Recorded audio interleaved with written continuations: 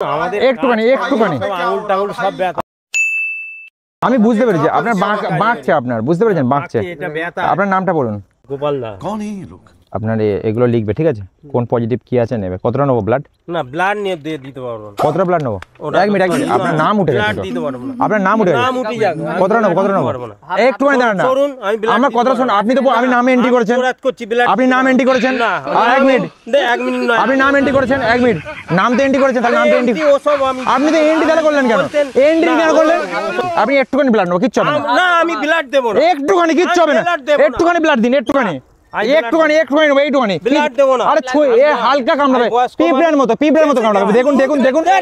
দেখুন না। আরে দেখুন না, আর যাচ্ছেন কোথায়?